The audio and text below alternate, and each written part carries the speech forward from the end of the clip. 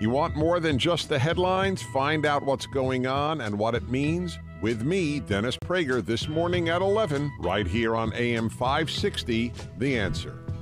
Good morning, Dan and Amy, and big story today. Michael Avenatti arrested for alleged domestic violence, and now he denies that he struck this woman in question.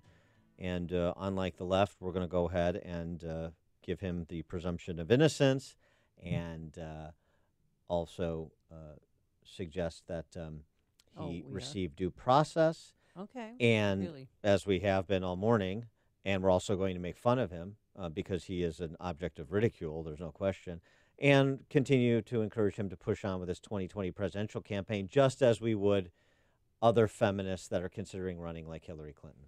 Well, this happened apparently on Tuesday night, and TMZ, which they have pretty great sources inside the LAPD, said that it happened, Tuesday night, and that her face was swollen and bruised with red marks on both cheeks. Apparently, this happened in an apartment at Century City area of LA. They got in a fight Tuesday night, allegedly. He kicked her out of the apartment, said, "Get out your stuff." She returned Wednesday, was crying on her cell phone with dark glasses on outside, and the security of the building took her inside, and they escorted her upstairs to get her things. And that's when they said Michael showed up, ran into the building. He screamed, "She hit me first." And that this is blank, blank, this is blank, blank. And that's when LAPD came. They talked to him in the lobby of the apartment for 5 to 10 minutes, then took him into custody. Yeah, she hit me first. The absolution, the ultimate defense that you normally get from second graders, which implies that you hit her. Okay. But still. But that's just, we're a source from TMZ, from the LAPD. We're awaiting comment from Don Lemon. He has not yet called for President Trump to pardon Michael Avenatti, including of his problems with the IRS and the Department of Justice. But we will update any calls for clemency as CNN issues them. I mean, it's just karma. It's like what goes around comes around. It's karma if you're a scumbag. For more on this conversation and others, we're pleased to be joined again by our friend Andrew Klavan, celebrated Hollywood screenwriter, podcaster, Another Kingdom, which is in season 2, and also a screenwriter for the new Gosnell movie, Gosnell, The Trial of America's Biggest Serial Killer, which you should check out if you haven't already. Andrew, thanks for joining us again. Appreciate it. Oh, it's always good to be here. Thanks. So Michael Avenatti, one step closer to the Democrat nomination? I think "She hit me first" should be his campaign slogan. That sign's made up now. 2020, she hit me first. You don't like to make jokes about domestic violence, obviously, but that's not the joke. The jokes are kind of writing themselves at this point. It really does say something. I mean, the irony is so thick, it's almost redundant to point to it. But this is a guy who was on CNN an uncountable number of times, brought on again and again. They referred to him as the hero of the story of Stormy Daniels at one point. And, the Stormy Daniels story, the story about Brett Kavanaugh being charged, were all being sold to us on the idea that you must believe a woman when she says she's been abused. And, of course, there is no constituency in the United States of America that is pro-abuse of women. I mean, this is the big lie of the left. They're always arguing with positions that don't actually exist. There's nobody in the Republican Party, nobody anywhere of goodwill who thinks, that's a good idea, abusing women. But due process is an important thing because anybody can be accused of anything. And people are accused of anything by men and women all the time. And people call potential employers, and slander people. It doesn't have to just be in a court of law. We all have to give each other the benefit of the doubt. So to give the benefit of the doubt to Michael Avenatti is, in fact, to make fun of him, because he is the guy who's been on TV this uncountable number of times telling us, no, the benefit of the doubt is the worst possible thing you could do. You must listen to any woman who says she's abused. And the point you make about Don Lemon is the point, because Avenatti doesn't exist if they don't have him on. If Stephen Colbert doesn't put him on late-night television, he doesn't exist as the figure that he is. He doesn't exist as a guy who could seriously at one point be talking about running in 2020, such that when I scoffed at that, people yelled at me. They said, no, this is a serious thing. This is a real thing that could happen. It's a great matchup. Hashtag I'm with her versus hashtag she hit me first. I like it. Well, when he Yeah. he got out of prison, he said, I'm the father of two beautiful, smart daughters, and I would never disrespect them by touching a woman or striking a woman. Do you think? I mean, to bring up the kids and all of this, what's his play there? He's a sleazy attorney who will bring up anything to make a case. I mean, that's just basically who he is, and that's just judging him from watching him on TV. There is another thing here, another point of interest. Tucker Carlson's daughter, allegedly, Tucker Carlson says his 19-year-old daughter was accosted in a country club by a middle-aged man who used, unrepeatable language to her when he found out that this 19-year-old girl's father was Tucker Carlson. So here's a grown-up man screaming obscenities at a 19-year-old girl because of what her father does for a living. Absolutely unforgivable if true. And now it turns out that this guy is he's on the board of directors of a women's mental health group called the Women's Initiative. Oh. And this points to the fact that Harvey Weinstein was also a big voice for women, that a lot of these guys who have been called out, not on the minor charges of the Me Too movement of people who maybe behave badly at work, but in serious charges, any number of them have been very outspoken pro-feminist men.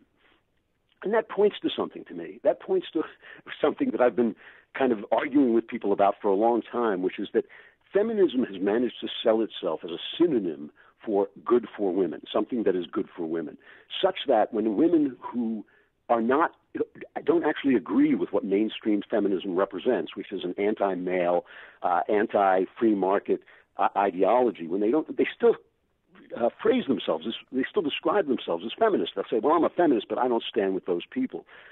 And I think it's about time we dump this word. It's about time we dump this word. What women benefit from is classical liberalism. What women benefit from is being included in the words of the Declaration and the Constitution. That's what they benefit from. They benefit from free markets and from free minds.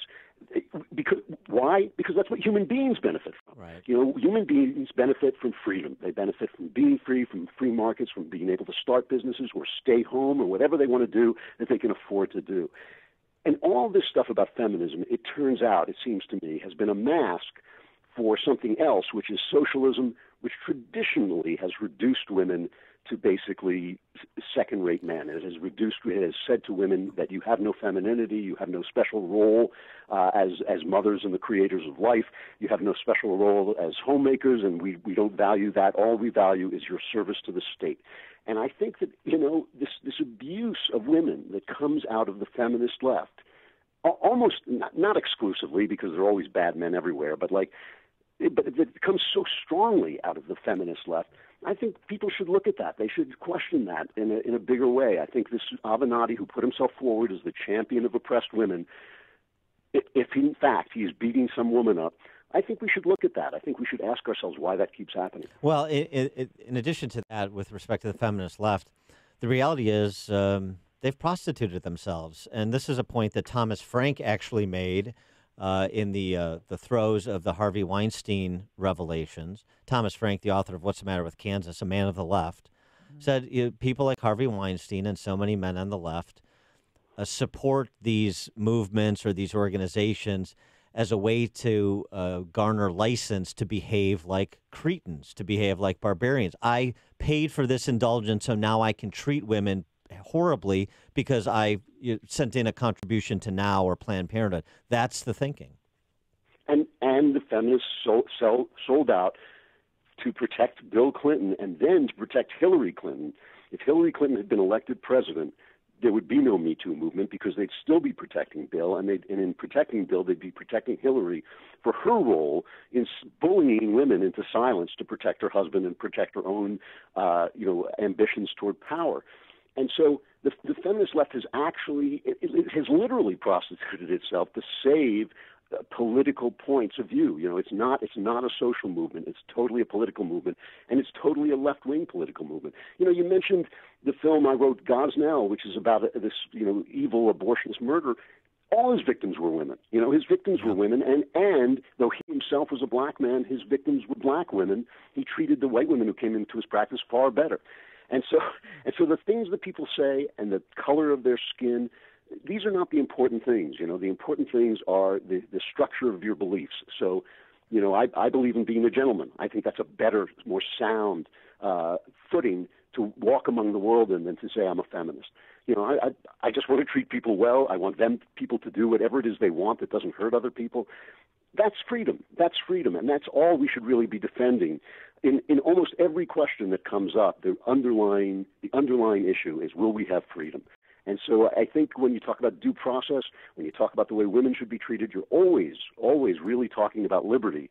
And I think if people on the right were smarter, conservatives were smarter culturally, they would bring the question back to that, because almost everybody, especially the young, are in favor of liberty. How is the Gosnell movie doing? I know it was sort of surprise, cracked the top 10 its first weekend that it opened, despite not being in a lot of theaters in places like Chicago. Yeah. You have to go out to the suburbs, and so just curious how it's going. Well, it's gone very well for what it was, a minor independent release. It's gone extremely well. It has been, speaking of irony, it has been ironic to watch the media ignore it as they ignored the original case, right. Because that speaks to really what the issue is. Gosnell was a murderer. He delivered babies and then killed them. Yeah. And we wrote this story, created the story so it wouldn't be a grisly, horrible, gory story. But the only time they've covered it is to call it grisly or gory so that people would stay away. Well, is it going to be out on pay-per-view soon, or are we going to have the freedom to be able to purchase it? Pay-per-view? How old are you? Well, we call it streaming services now. What do you pay-per-view? On TV? I believe it's going to stream. I'm not sure. I think they have Netflix. It's going to stream, and it will be on DVD. It'll have all those releases.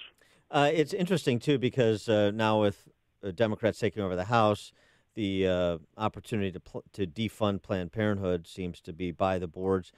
And Planned Parenthood is looking ahead, it seems, my understanding, to a post-Roe v. Wade world if President Trump gets another appointment or two to the Supreme Court. And they're really investing in, frankly, abortion mill infrastructure in abortion-friendly states like Illinois. This is sort of their battle plan, is to focus on states where they can really dominate. So that and also, frankly, build